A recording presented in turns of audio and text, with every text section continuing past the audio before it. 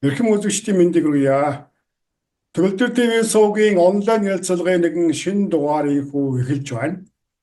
Өнөөдрийн дугаарт Лос Анжелес хотны үйл ажиллагаа явуулдаг Монгол эзэн, Монгол багштай тракны жолооч бэлдэх ОСА компани хамт олон оролцож байна. За урилга бүлээн авч оролцож байгаа Лавга багштай маш их баярлалаа. Та сайхан орж байна уу? Сайн байна уу? За хоёулаа ярилцлага ерөнхийдөө танилцуулгаар эхлэе. За өөрийн тухай мөн одоо сургуулийн тухай танилцуулах уу? За баярлалаа. За намайг Түндвийн Лавга гэдэг. Би усны мэргэжлийн усны инженер хүн. Одоо Америкт 20 гаруй жил ажиллаж байна, амьдарч байна.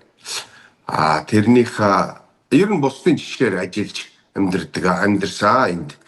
Тэгээд нэг 10 хэдэн жил юу хийсэн? Тракны жолооч хийсэн. Сүүлийн жил хагас одоо багш хийж байна. За манай сургууль бол 2022 онд яг ковидын үеэр байгуулагдсан гэдэг. Одоо манай захирал Мөнх Эрдэнэ хоёр монгол залууд энэ тракны хичээл зааж ингэж эхэлсэн.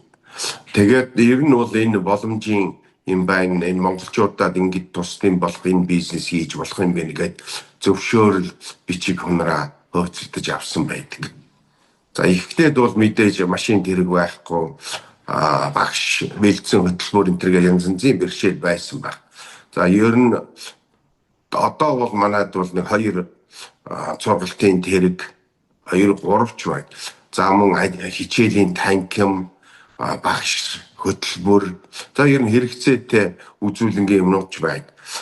Тэгээд нийтдээ нэг 4 жилийн хугацаанд нэг 130 гаруй хүн төгсгөжсөн ийм л сургууль байна да. Яа ойлгомжтой. Ерөнхий зах зээлдээ чиглэдэг юм уу? Монголчуудаа чиглэдэг юм уу? 130-аад хүн төгссөн гэж байна шүү дээ. Эдгээр дандаа монголчууд байна уу? Эхлээд би тэр эхний асуултанд чи хариулч. Ер нь бол нийтдээ бол үндсэндээ монголчуудаа 95-6% нь монголчууд маань төгссөн байдаг. Бас орос хэлтэй хүмүүс энтхэг Мексик ийм Испаниттай ийм хүмүүс төгссөн байдгийн шүү. За сургалтууд үндсэн 4 зүйл зааж өгдөг. За 4 зүйлдээ бол мэдээж Америкийн том тэрэгний жолооч хүн бол замын хөдөлгөөнтэй холбогдсон машиныхаа үзлэг юмыг шалгалтыг хийж чадах тэр pre-trip inspection гэж кабиных болон гаднах бүх үзлэг шалгалтыг яаж хийдэг вэ? Машины бүрэн бүтэн байдлыг ер нь яаж шалгадаг вэ гэдэг энэ ажлыг эхлээд сурж авдаг. За мөн e-brake буюу одоо хийн тоормсны манайхаар тоормсомда тоормсны 7 төрлийн шалгалтыг яг өөрөө бие дааж хийж сурдаг. За 3 дугаарт дором одоо ур чадварын шалгалт одоо дадлах сурдаг. Манайхаар бол доромын хичээл ордог. За мөн хотын жолоо гэж road test гэж ийм үндсэн 4 зүйлийг одоо хичээлийг зааж сургаж өгдөгөө. Сургуультай монгол хэл дээр явдаг юм уу? Англи хэлээр явдаг юм уу? Тухайн одоо англи хэлний мэдлэг сайнгүй хүмүүс шалгалтанда яаж ордог юм болоо? Танай зүгээс бас англи хэлэн дээр нь бэлдэж өгдөг үү? За хичээл бол ер нь бол англи хэл дээр орно. Монголчуудаа бол монголоор наривчил тайлбарлаж өгдөг. За англи хэлээр шалгалтууд энэ ДМБ-гийн багш нар буюу шалгагч нар бол шалгалт авах учраас бүх хичээл англи дээр явна. Харин наривчилж одоо монголчуудаа тодсгож зааж өгөх юмыг бол монгол хэл дээр зааж өгдөг юм аа. Тий. Сонирхолтой нэг асуулт байна. Эмэгтэй хүмүүсийн хувьд бас байдаг гэж сонссон. Эмэгтэй хүмүүсийн хувьд ийм ажлыг хийхэд толгордог бэрхшээл гэх юм уу? Тийм одоо зүйл байгаа юу? Магадгүй сонирхож байгаа хүмүүст байгаа бол эмэгтэй хүмүүст зөвлөх зөвлөгөө юу вэ? За ер нь эмэгтэй эрэгтэйгөө сурдаг. За би 10 хэдэн жил тарак бариад явхад бол олон эмэгтэйчүүд жолооч нартай таарж ирсэн барьж явдаг. Монгол манай сургуулийг бол үндсэндээ 5 монгол эмэгтэй төгссөн. За би бол нэг эмэгтэй төгссөн. За тэр эмэгтэй маань их мундаг хичээнгүй эмэгтэй хүн бол маш нямба хичээнгүй хайртар сурдаг юм байна лээ. Хэдий бие жижиг ч гэсэн их мундаг сурдаг. Одоо тэр яагаад гэвэл яг бид тэр групп одоо ангиас шалгалт авсан ДМБ-гийн багш бол тэр манай тэр сурагчийг бол эмэгтэй сурагчийг энэ өнөөдрийн явсан сурагч шалгуулж байгаа хүмүүс дотроос хамгийн мундаг нь байлаа шүү гэж магтажсэн. Тэгэхээр би бол эмэгтэй хүн их нямба нягт сурж юм гэдгийг байна да гэж боддог. Эмэгтэйчүүд мундаг шүү бас сурна. Ер нь бол үлдсэн дийлэнх нь залуучууд байдаг. Том тэрэгний тракны жолооч бэлдэх курст одоо элсэн ороход бичиг баримтны шаардлага юу байдаг юм бэ? Ер нь хүмүүс маш их асуудаг. Дажи өөр Монголоос сурмаар байна гэж ингээд байдаг л да. Тэгэхээр энэ тракны жолооч гэдэг бол professional driver, мэргэжлийн жолооч гэсэн албан ёсны үнэмлэх авдаг CDL гэж. Тэгэхээр энэ бол нэгдүгээрт иргэн ногоон картаа ажиллах хэрэгтэй. Гэхдээ заавал social security number юу ийм дугаартай байдаг. Америкийн бүх одоо энд байгаа хүмүүс ажиллах хэрэгтэй. Ийм хүмүүс нэг тийм дугаар байдаг. За тийм албан ёсны хүмүүс тодорхой орон хаягийн тодорхой хаягтай ийм хүмүүстээр сурдаг юм аа. За мөн эрүүл мэндийн шалгалтанд орж эрүүл мэндийн үзлэг авдаг. Эрүүл мэндийн үзлийн бичиг 2 жил тутам эрүүл мэндээ үзүүлнэ шүү дээ. Тэгээ тийм бичигтэй social security numberтай дугаартай ажиллах эрхтэй хүмүүс одоо том тэрэгний жолооч болох эрхтэй байдаг. Би яг бодит түнээс ирсэн нэг асуулт байна. Дөнгөж ирсэн монгол хүн одоо заавал жолооны үнэлэх авч байж commercial CDL авдаггүй. Үгүй шууд танаа курс суралцаад CDL авах боломжтой юу? Том тэрэгний жолооч болсон хүн заавал C ангиллын үнэлэхтэй байх ёстой. Заавал тэрийг хамтд нь өгдөг. Одоо энэ бидний шалгалт юун дээр асуудаг хэдэн жилд Америкт тэрэг барьсан бэ гэж. Ер нь бол хамтд нь шалгалтаа C ангиллынхаа үнэмлэхний шалгалтыг өгөөд ингээд авчих боломж бол байна. Тэгж авсан тохиолдол байна. Ер нь бол жижиг тэрэгний үнэмлэхээ эхэлж авчаад за яг жолооныхаа шалгалтыг өгөөгүй байх юм байдаг. Тэгээд том тэрэгнийхээ шалгалтанд ордог тийм тохиолдлууд байна шүү. Танад элсэн хүн ямар хугацаанд сурч төгсөх вэ? Хэд хоногийн дотор CDL үнэмлэхээ авах боломжтой вэ? Хэрвээ шалгалтанд одоо унаад өгсөн нөхцөлд танаа зүгээс ямар одоо хөнгөлөлт тусалцаа байна?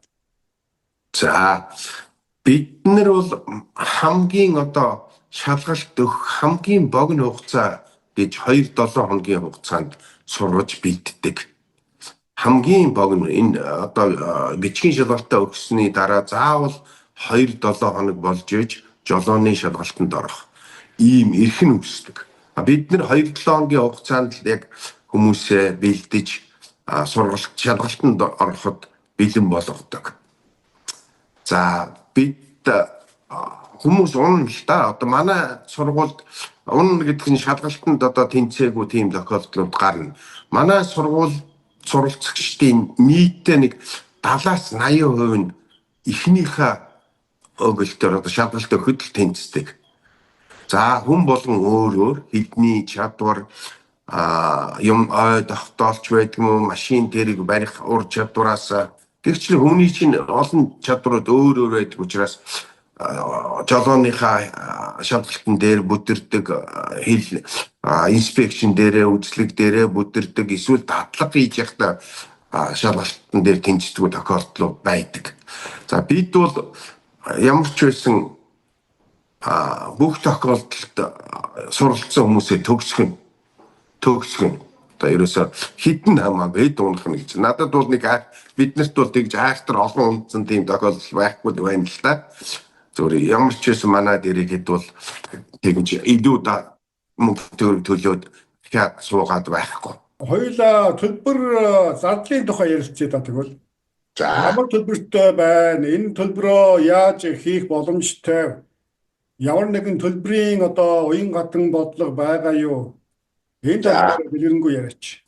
За манай сургалт бол $4,500 байгаа.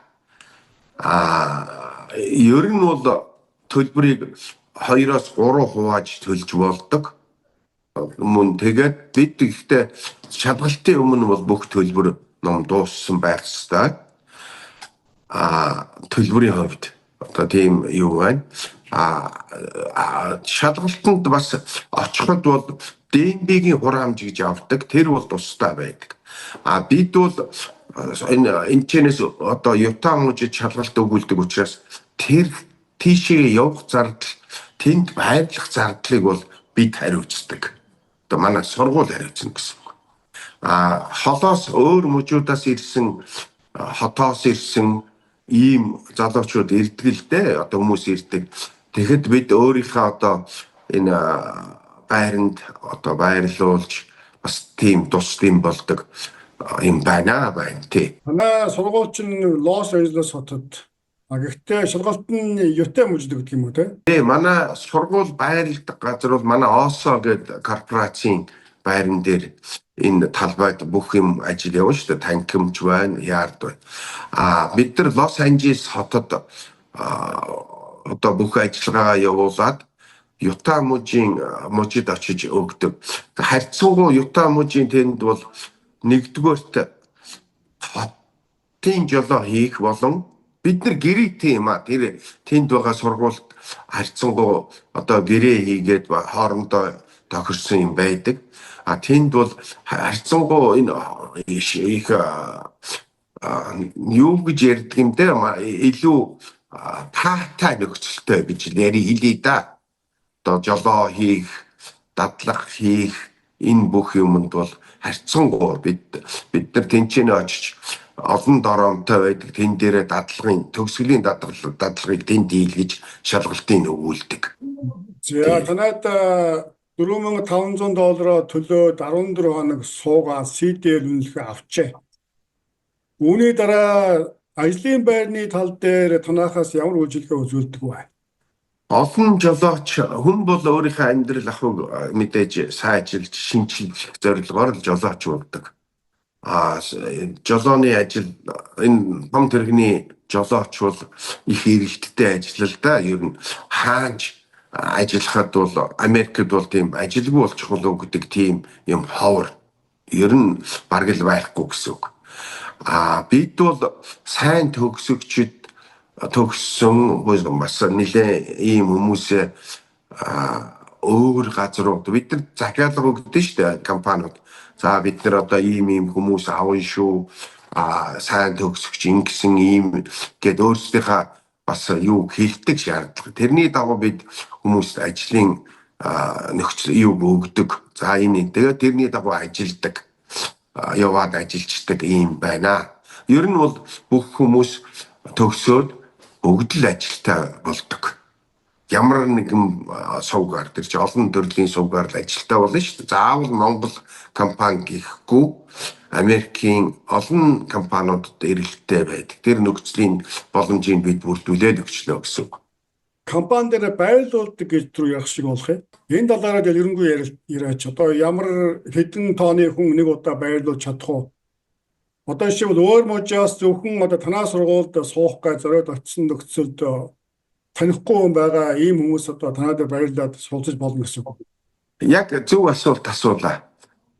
Заавалж одоо энд байрлах нь юу? Одоо ер нь бол монголчууд маань хол мужаас ирсэн хүмүүс бол нэгдүгээрт зардал мөнгө эн чинь том хот илээ чинь нэлээ өндөр зардалтай газар.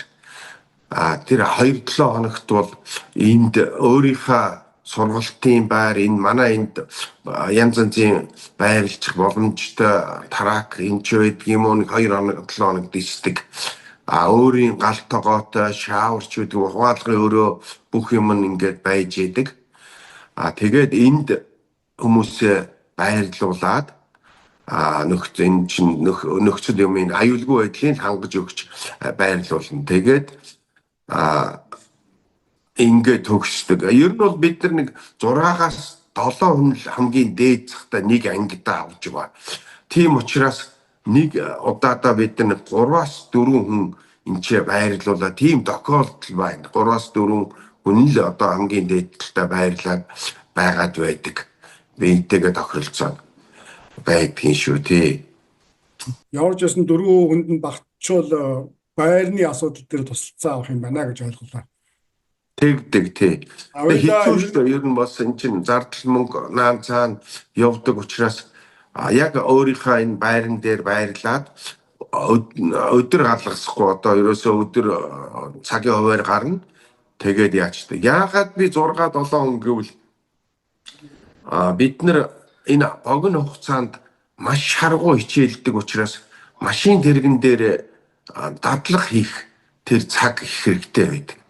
За 6-7-оос одоо 8 хүн гэхэд бол өдөрт машин дээр дадлага хийх чинь нэлээд хүндрээд ирдэг. Одоо ер нь хэцүү болно шүү дээ. Одоо тэгэхээр бид бол нэг хүн бол хүрэлцээтэй дадлага хийгээд бүр сайн сураад авах тэр нөхцөлийг нь бүрдүүлж өгдөг гэсэн үг тий. За ойлгомжтой. Хоёулаа салбарын тухай ер нь ойлголт муутай хүмүүст бас ерөнхий хариулт өгье л да тийм ээ. Тракны жолооч ер нь одоо Америкт тийм сайн ажил муу юм уу? Хүмүүс ягаад тракны жолоочроо маш их мөнгө хийдэг гэж боддгийг тийм ээ. Ажлын байрны одоо олдоц хэр байдгийг ерөнхийдөө ямар насны хүмүүс хийвэл зохимжтой юм. За энэ талаар яг тракны жолооч болъё гэдэг бас сонирхолтой хүмүүс ерөнхийдөө ерөнхий мэдээлэл өгөөч. Би өөрийнхөө мэдсэн юмыг л ярь. Одоо үзэж харсан туулсан энэ замнал дээр их туршлагаасаа. За Америк нэгдсэн улс бол нийт ачаа тээврийнх нь нэг 70-80% нь газрын тээвэр буюу энэ трак том тэрэгний одоо ачаа тээвэрлэлтэнд голлож байдаг. За мэдээж өөр олон төрлийн тээврүүд байгаа. За тийм учраас нэг 3.5-аас 3.6 сая одоо жолоо том тэрэгний жолооч байнга энд ажиллаж байна. Америкийн зам тээвэр бол маш сайн хөгжсөн. Энэ чинь 1910-ад оноос эхлээд энэ ажиллагаа үнэхээр их л тавигдаж Монголд явж исэн бол өнөөдөр 100 гаруй жил энэ хөгжсөн. Хүмүүсээ сайн сургадаг олон компаниуд, автотээврийн компаниуд байдаг. Бүр хөвцөө том компаниуд. Тэгэхээр ажлын хувьд бол Америкчуудын хүн ам ингээд өсөөд өндийгээд байж байгаа. Зам тээврийнх нь үндсэн тээвэрлэлтийн ажил бол энэ том тэрэгэн дээрээ, тракн дээрээ тулгуурсан байдаг учраас ажилгүй болчих тэр юу бол их бага. Одоо ер нь бол ажилгүй болчих үедээ гэсэн. Өөрөө харин сайн сурж, сайн дадах ёстой. Тэгжээж альж компанид очиж шаардлагыг хангах ёстой болдог. Ажлын шаардлага гэж юм байна. Ийм. За мөн миний нэмж хэлэх юм бол Америкт яагаад хүмүүс гэхээр нэгдүгээрт энэ ачаа тээврийн энэ ажил бол тийм амархан ажил биш. Одоо хүн бол нэг жолооны ард суугаад давхаад байдаг гэж маш хариуцлагатай энэ ажил байдаг. Зам дээр байнгын анхаарал болгоомжтой явж явах хэрэгтэй. Өөрийнхөө аюулгүй байдал болон хүмүүийн аюулгүй байдлыг хангаж явах хэрэгтэй. Эрүүл мэнд, машин тэрэгний бүрэн бүтэн байдал гэх олон юмнууд би одоо энийг сурдаг. Тэгэхээр энэ тийм ч учраас бас өөрийнх нь үнэлгээ бас нэлээд өндөр байдаг ч тракны жолооч чинь ажлын үнэлгээ. Тэгээд улам хэр зэрэг туршлагатай, хэр зэрэг дадалтай, хэр зэрэг аюулгүй ажиллаж явж байна гэдгээсээ болоод тухайн хүний одоо авч байгаа цалин үнэлэмж өндөрсөд явждаг. За боломжтой. Танах жилдээ ер нь хэдэн элсэлт авч байна?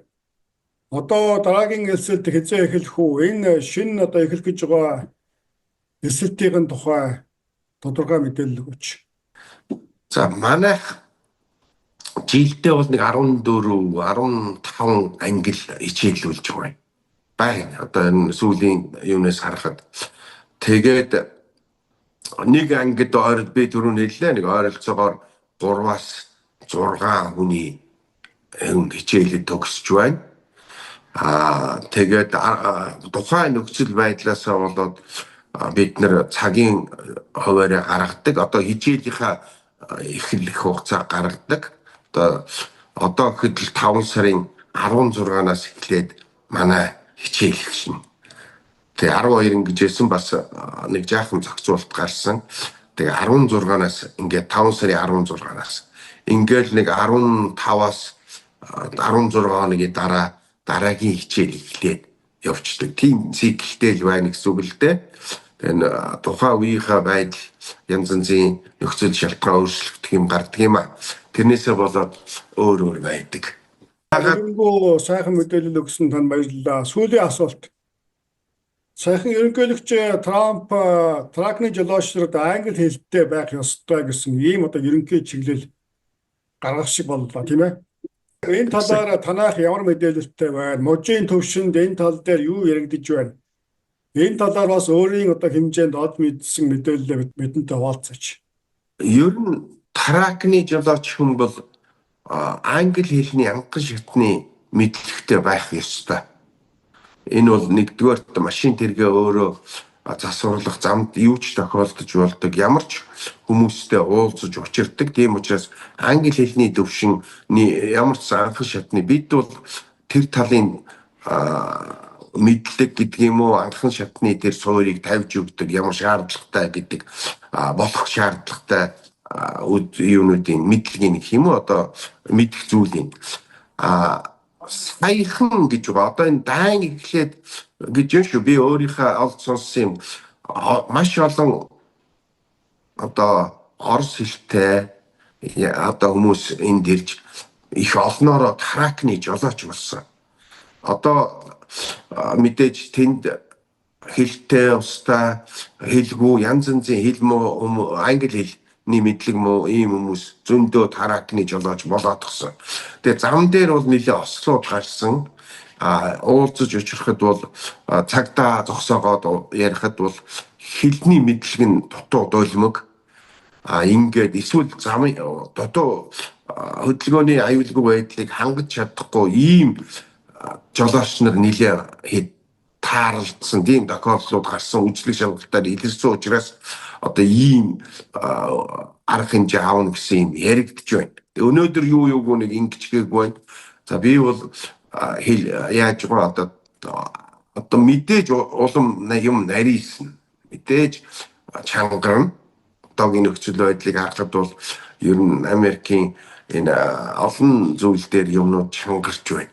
Тэгэхээр би Монгол залуучуудаа одоо зориулж хэлэхэд за энэ айхтар болохоос өмнө бол ямар бид нартай энд ирээд сургууль соёлоо төгсчүүд одоо жолооч болчиход ийм боломж богинохон зурл олж шүү энэ бас аливаа юм чинь тийм боломжийн хугацаа зурс үе гэж байдаг.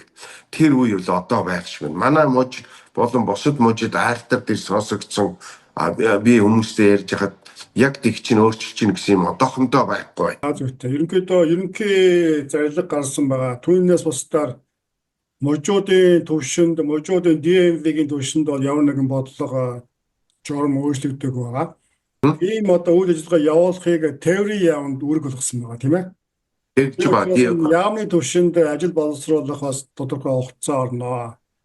Ер нь бол чангарах юм байна. Тиймээс чангарахаас өмнө одоо та бүхэн хэрвээ тракны жолооч болъё гэж бодож байгаа бол амжуулаарай гэдэг. Ийм мессежийг бол лавга багш та бүхэнд өгч байна. За танаа сургуультай яаж холбоо барих уу? Сонирхож байгаа хүмүүсийн хувьд имэйлээр холбогдох уу? Утсаар ярих уу? Ямар утсаар ярил хамгийн тохиромжтой вэ? Их баярлалаа. Нэгдүгээрт бид нар одоо Хоёр төрлийн утас байгаа. Манай компани яг тавигдж байгаа 916 947 86 0 гэсэн утас. Мөн 310 933 72 99 гэсэн. Төгөлдөр ТV маань бид нартай бас хамтарч ажиллаад байнга манай мэдээллийг одоо танилцуулж ярьж байгаа. Тэн дээр нэлээд бас тодорхой бидний холбогдох утас шүүмс байдаг. Манай Facebook хуудас байгаа. Also Tracking School гэдэг тэр хуудсан дээр холбогдоод яриад иж болно. Чатлаад ярьж болно, холбогдох. Олон янзын аргаар бид нартай холбогдож болно. Имэйл хаягнууд байгаа. Тэн дээр тавигдсан. Бидний товч ярилцлага үндсэндээ өндөрлөх гэж байна. Өндөрлөхөөс өмнө миний асуугаагүй үлдсэн юм байна уу? Таны одоо ярих гэж бодож байсан боловч амжаагүй зүйл байвал боломжийг танд олгож байна. За их баярлалаа. Үндсэндээ ер нь ярьчлаа. За үндсэн их баярлалаа. Одоо үндсэндээ ярьсан. Би таракны жолооч гэдэг ажил Монгол хүнд бол нэлээд бас цохимжтой ажил юм болов уу гэж би боддгийн шүү. Яагаад гэвэл монголчууд маань их чадвартай. Ялангуяа тэр техникийн хувьд энэ юмны арга юуг олох, ивийг олохтой мундаг. За хоёрдугаар бас даргалуулах дургу харьцангуй ийм хүмүүс шүү. Ганцаараа өөртөө эзэн болж явдаг. Тэр энд тохирсон ийм ажил, их төсвөр дэвжээр шаардсан ажил. Бас үнэлгээд харьцангуй өндөр байдаг ийм ажил. Тэгээд энэ ажилд бол Монгол хүн бол ямар ч насны одоо Монгол хүн хийгээд бол их боломжийн ажил юм да гэж би боддгийн. Энд тухайн хүний өөрөөс нь болно л доо янз янзын шалтгаан юмнууд би тэр ийм л юм хэлэхээр их баярлалаа төгөлтрөө ингэж боломж олгосон. Тасалхаас өмнө дашрамдуулаад нэг асуулт байна. Танайхаа Монголд бас үйл ажиллагаа явуулж байсан санаж байна. Сургалт семинар явуулж байсан. За магадгүй Монголоос бас одоо тракны жолооч илсүүлэх тал дээр судалгаа хийж байж магадгүй ийм үйл ажиллагаа болж байсан. Тиймээс Монголд явуулж байгаа үйл ажиллагаа одоогийн байдлаар ямар төвшөнд өрнөж байна? Ер нь явж байна уу, зогссон байна уу? Энэ талаараас мэдээлэл өгөөч.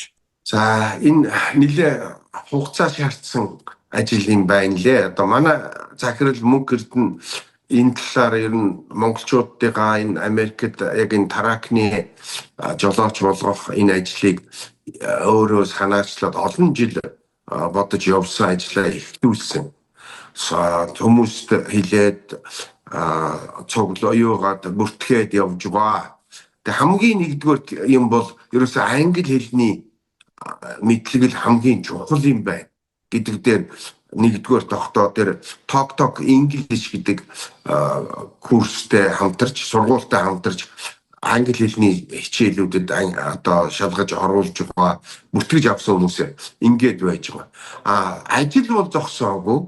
Одоо энэ Америкийн хөдөлмөрийн яам бусад газруудтай яамд юунуудтай ярьж байгаа юмнуудаа бэлтгэж байгаа энэ өмгөөлөгч юмных нь ээж ажил.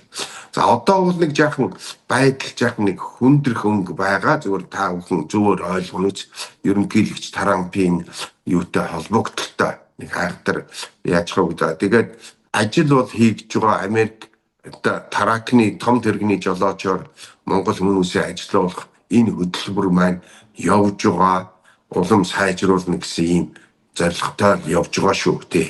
Зөвчтэй өнөөдрийн дугаар ийхүү өндөрлж байна. За дахин хэлэхэд өнөөдрийн ярьсан сэдвтэй холбоотой ямар нэгэн асуулт байгаа бол дэлгэцэн дээр харагдаж байгаа имэйл болон утсаар ОСО сургууль компанитай холбогдож дэлгэрэнгүй мэдээлэл авах боломжтой юм а. Анхаарлаа хандуулсан үзэгч та бүхэнд маш их баярлалаа. Дараагийн дугаараар удахгүй уулзъя.